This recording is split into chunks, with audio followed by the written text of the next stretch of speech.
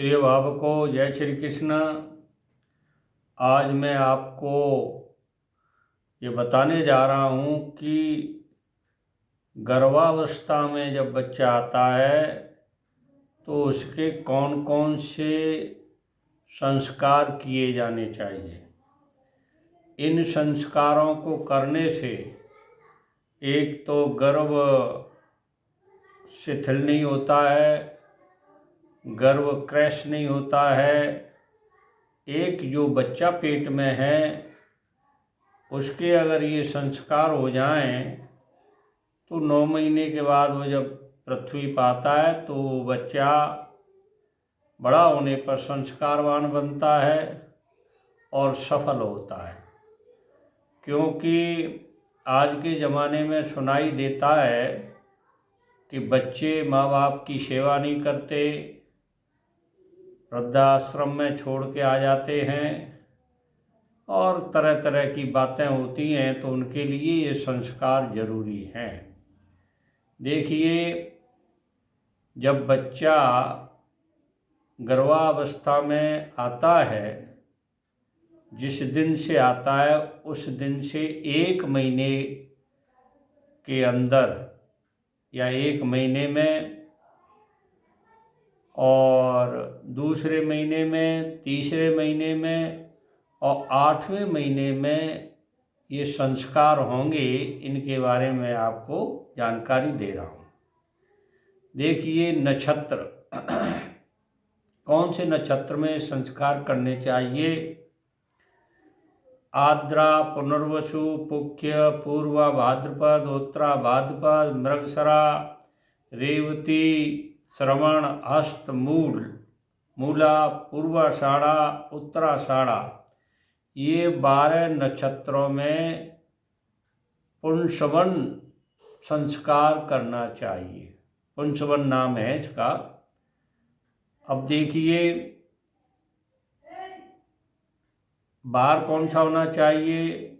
बार में गुरुवार, रविवार और मंगलवार हो, ठीक है ना। अब तिथि कौन सी होगी। रिक्ता तिथि को छोड़कर,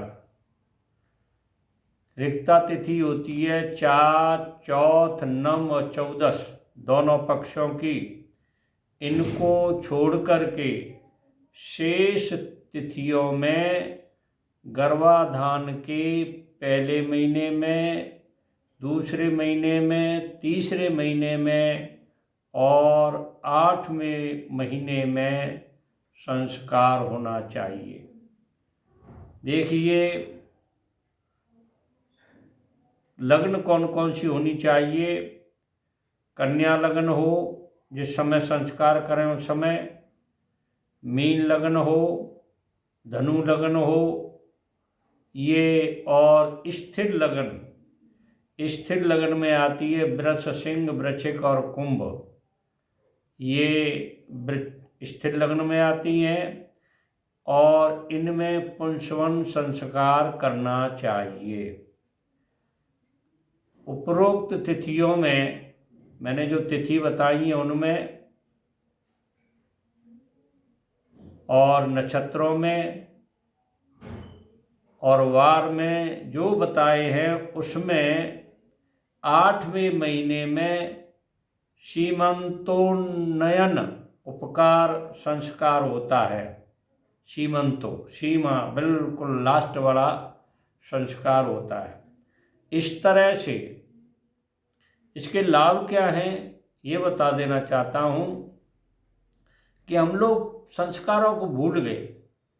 भाई, डॉक्टर की सलाह के साथ साथ इन संस्कारों को भी करें तो आपके प्रसव होने में कोई दिक्कत नहीं आएगी। जो बच्चा होगा वो पूर्ण रूप से विद्वान होगा, बुद्धिमान होगा और संस्कार से युक्त होगा। हम सबसे बड़ी हमारी जो पूंजी है वो औलाद होती है, और जिसकी औलाद बिगड़ गई तो सारी पूंजी नष्ट हो गई। अतः आप लोग, मैंने जो नक्षत्र 12 बताए उनमें और गुरुवार, रविवार और मंगलवार में रिक्ता तिथि को छोड़कर 4, 9, 14, 14 को छोड़ करके हर एक तिथि में आप ये कर सकते हैं। पहले महीने का, दूसरे महीने का, तीसरे महीने का संस्कार, और इसको 3 महीने तक पूर्ण सवन संस्कार कहते हैं। जड़ का योग होता है ना, जड़ मजबूत करने के लिए संस्कार होता है। और 8वें महीने में सीमांतोन्नयन संस्कार होता है। तो इनमें आप करेंगे तो आपको सफलता मिलेगी। अगर कोई जानकारी करना चाहे तो हमारे फ़ोन नंबर पर संस्कार की जानकारी प्राप्त कर सकते हैं और उनको बता दिया जाएगा। ये महिलाएं करती हैं ज़्यादातर, और इसमें कोई बात नहीं है, और महिलाएं करने में कुशल होती हैं। इसलिए ये प्राचीन शास्त्रों की पद्धति है, इसको हम भूलते जा रहे हैं, इस वजह से कठिनाई में आते जा रहे हैं। अब ये मैंने आपको बात बताई है, अगर आपको अच्छी लगी हो, आपके काम आने वाली हो, तो मेरे चैनल को सब्सक्राइब करें, लाइक करें, शेयर करें। जय श्री कृष्ण।